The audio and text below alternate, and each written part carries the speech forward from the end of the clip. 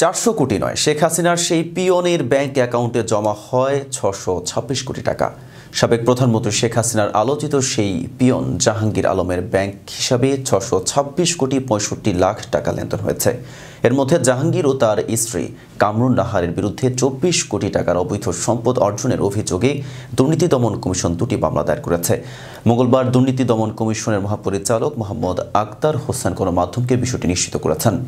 মামলার এজাহার সূত্রে জানা গেছে, আসামি জাহাঙ্গীর আলম স্থাবর অস্থাবর মিলিয়ে 18 কোটি 29,10,882 টাকার জ্ঞাত আয় বহির্ভূত সম্পদ অর্জন করেন।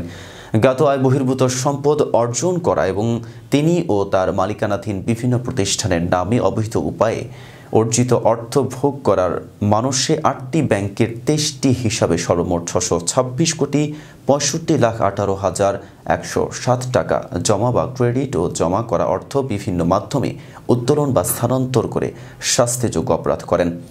দুদকের অনুসন্ধানে আরও দেখা যায়, জাহাঙ্গীর আলম এসব অবৈধ সম্পদ অর্জন করে নিজের ও বিভিন্ন ব্যবসায়িক প্রতিষ্ঠানের নামে বিভিন্ন ব্যাংকে একাধিক হিসাব খুলেছেন। তার 8টি ব্যাংকে 23টি হিসাবে সর্বমোট 626 কোটি 65,18,107 টাকা জমা ও 624 কোটি 60,15,671 টাকা উত্তোলিত হয়েছে, যা সম্পূর্ণ অস্বাভাবিক ও সন্দেহজনক বলে প্রমাণিত হয়েছে।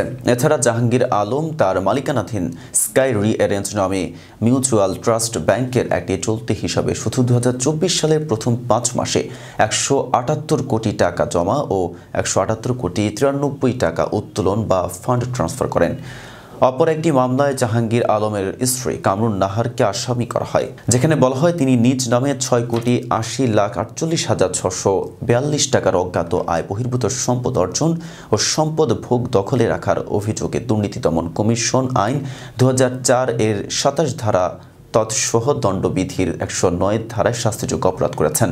প্রসঙ্গত, ছাত্র জনতার আন্দোলন তীব্র হওয়ার আগে ফ্যাসিস্ট হাসিনা নিজের চীন সফর নিয়ে এক সংবাদ সম্মেলনের আয়োজন করেন।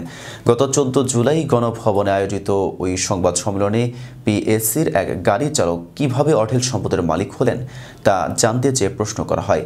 এর জবাবে শেখ হাসিনা তখন বলেন, আমার বাসার একজন পিয়ন ছিল, সেও 400 কোটি টাকার মালিক, হেলিকপ্টার ছাড়া নাকি চলে না। এরপরই আলোচনায় আসেন সাবেক প্রধানমন্ত্রী শেখ হাসিনার সেই ব্যক্তিগত সহকারী জাহাঙ্গীর আলম। এতক্ষণ সাথে ছিলাম মেহেদী হাসান। ফেজ দ্য পিপলের সাথে থাকার জন্য ধন্যবাদ।